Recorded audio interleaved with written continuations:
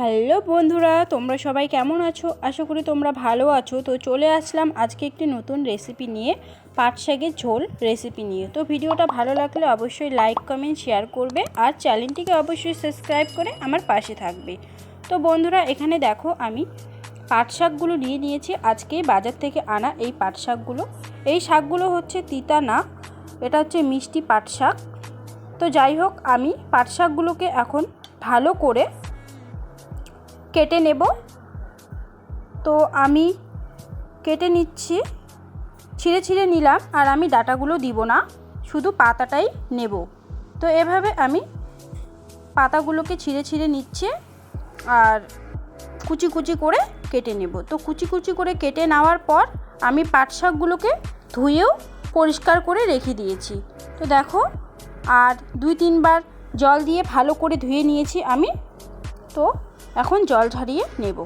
আর এখানে আমি কড়াইটা বসিয়ে দিয়েছি। কড়াইটা 2 মিনিটের জন্য গরম হয়ে গেছে।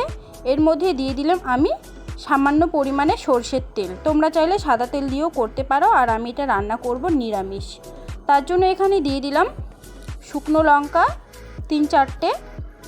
আর দিয়ে দিব ফোড়নের মধ্যে 5 ফোড়ন।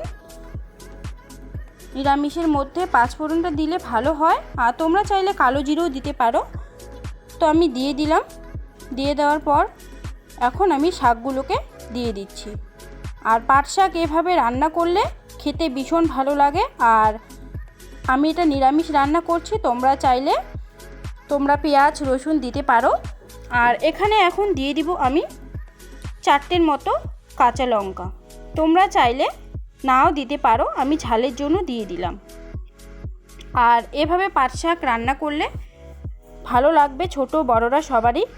শাকটাকে আমি অনবরত একটু ভালো করে ঘেটে নিচ্ছি। আর এখানে আমি দিয়ে দিচ্ছি পরিমাণ মতো ঝোল। আর আমি শাকটাকে ঝোল রান্না করব পাট শাকে, তাই আমি একটু লবণটা পরিমাণ মতোই দিয়ে দিলাম।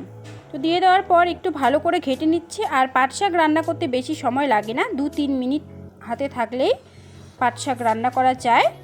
তো দেখো, আর অনেকটাও সেদ্ধ হয়ে গেছে। আর পাট শাকের থেকে জলও বের হয়ে গেছে। তো আমি কি করব, সামান্য পরিমাণে জল দিয়ে দিব এখন পাট শাকের মধ্যে। আমি যেহেতু ঝোল রান্না করছি, তোমরা চাইলে নাও দিতে পারো। তো আমি বেশি ঝোল করব না, হালকা পাতলাই ঝোল করব। তো দেখো ফুটে গেছে। তো আমার পাট শাকটা হয়েও গেছে সেদ্ধ। আমি তোমাদেরকে দেখাচ্ছি, সেদ্ধটা হয়ে গেছে ভালো করে আর ফুটে গেছে। তো আমি এখন নামিয়ে নেব। তো পরিবেশন করার জন্য একটা বাটির মধ্যে তুলে নিলাম।